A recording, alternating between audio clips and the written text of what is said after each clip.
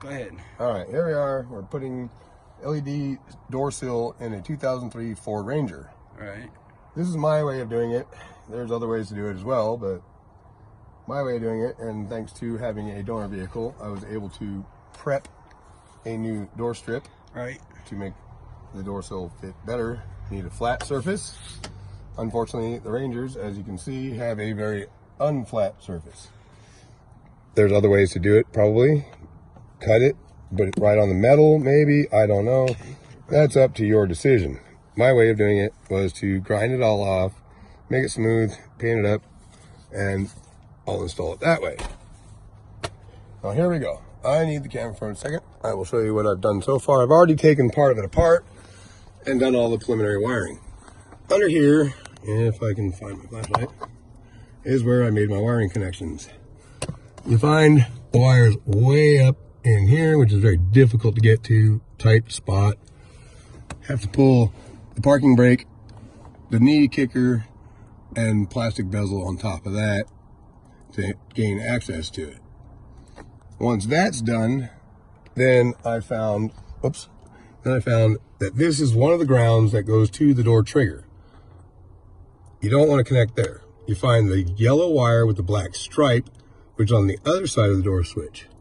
That's the one you want to connect to for your ground for the LED. Then I came over here and found power that's constant, which I'm using the 15 amp fuse on the fuse side of it. If you can see there, it is a fuse side of it. So this 15 amp is also protecting the LED sill. And I found my power there. So now, if you back up just a little bit, what we're going to do is we're going to pop off the factory door sill,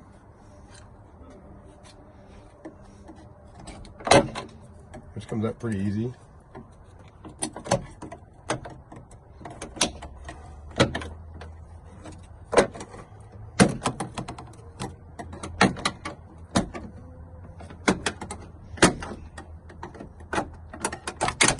And as you can see below it, there's numerous holes. That's why I chose to grind mine. I'm going to install this in the original holes.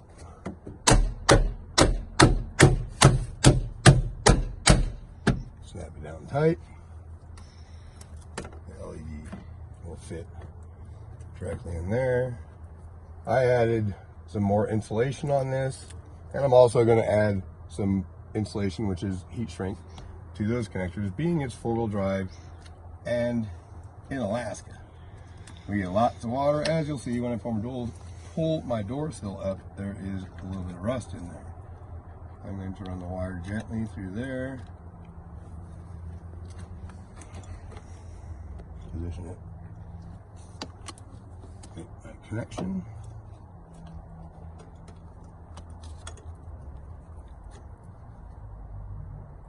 Got it.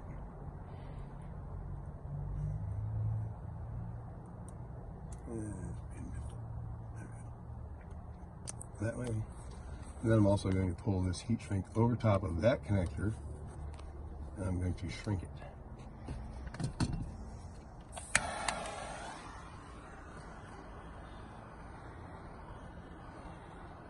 As you can see, the door sill's already working because the door's open. If you connect it this way, the door sill light will work anytime you open the door, whether the key is in it or not.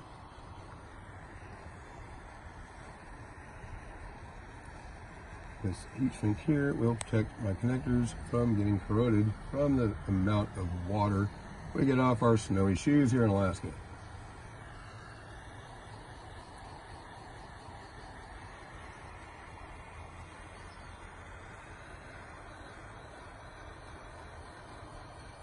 And it will protect it from the rust that's already under my door sill.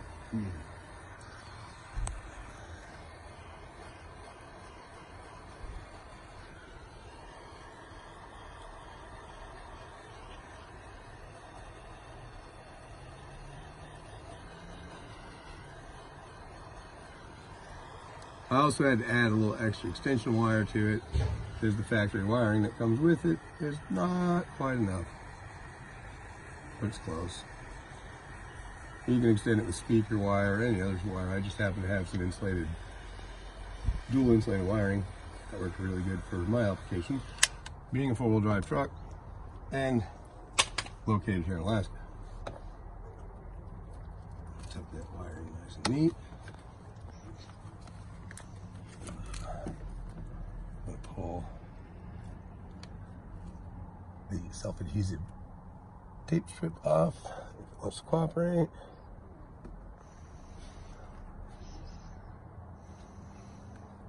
Tools needed are going to be wiring pliers, wiring strippers, 10mm, 8mm, 7mm, 5.5mm, a grinder if you're choosing to do it the way I did it,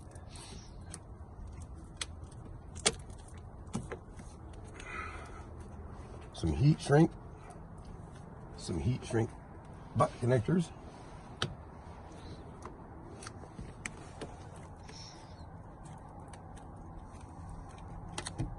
a test light, flashlight. I use an impact wrench, a little bit of tape. Trick I use, I wrap tape around a socket so you can get up in nice tight spots. When I taped up inside there, 10mm wrench. Those will be to get your brake off.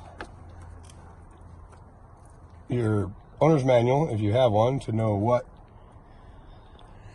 fuse to connect to.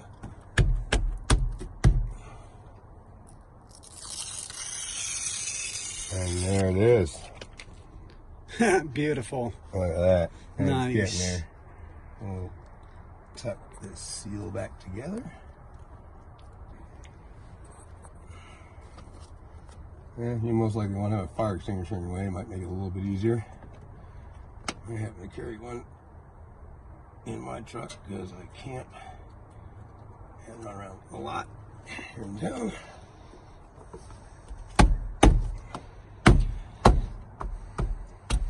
Alright, I also used a wiring tie, or cable tie, excuse me, to hold my wire tight. It's nice and snug in there. You can see it. Yep, I got you right down there. And this piece will snap back over that once I get all the rubber put back in. So basically it's just reverse the procedure of connecting the emergency brake and your knee panel.